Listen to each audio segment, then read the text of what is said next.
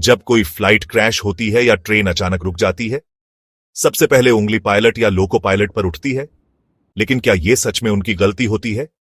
अहमदाबाद में हुए हाल ही के फ्लाइट हादसे को ही ले लीजिए। कहते हैं फ्यूल पंप्स को कैजुअली गलती से बंद कर दिया गया था। पर कैसे?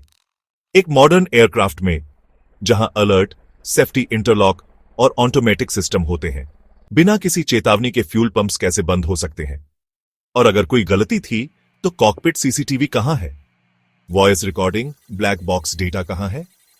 पायलटों को दोष देने से पहले पूछो, क्या सिस्टम फूल प्रूफ था?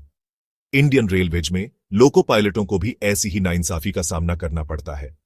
उनसे कई टेक्नोलॉजीज में महारत हासिल करने की उम्मीद की जाती है।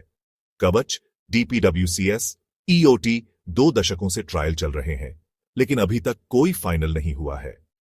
ट्रिपल और क्वाड्रपल लाइंस पर signalling, unscientific lot calculation, wagon count पर बेस्ट, एक्चुअल वेट पर नहीं।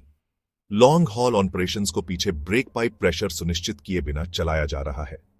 जब ड्राइवर ब्रेक लगाता है तो प्रेशर ड्रॉप को आखिर तक पहुंचने में टाइम लगता है। इसे एप्लीकेशन टाइम कहते हैं। रिलीज करने के बाद 4.7 किलोग्राम्स पर स्क्वायर सेंटीमीटर तक फिर से बनने के टाइम को रिलीज टाइम कहते हैं। अगर प्रेशर नहीं बनता तो आखिरी डिब्बे ब्रेक रिलीज नहीं करते, वे घिसटते हैं, या इससे भी बुरा, वे इमरजेंसी में ब्रेक नहीं लगाते। क्या यह सेफ्टी है?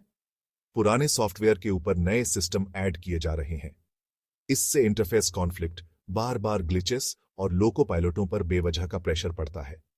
और कड़वी सच्चाई यह है, ये सभी सिस्टम अलग अलग ऑर्गेनाइजेशन द्वारा मेंटेन किए जाते हैं, लेकिन एक ही व्यक्ति द्वारा ऑपरेट किए जाते हैं, लोको पायलट।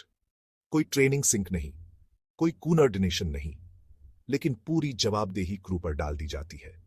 और इन सब कोशिशों के बावजूद अगर कुछ गलत हो जाता है, क्रू क्रैश हो जाता है, जानें चली जाती हैं, और तुरंत पायलट एरर घोषित कर दिया जाता है।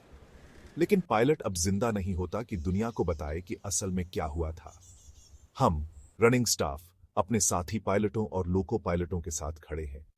वे प्रॉब्लम नहीं है, सिस्टम है। प्यारे दोस्तों, अगर आप सहमत हैं तो कृपया कमेंट करें, शेयर करें और सब्सक्राइब करें।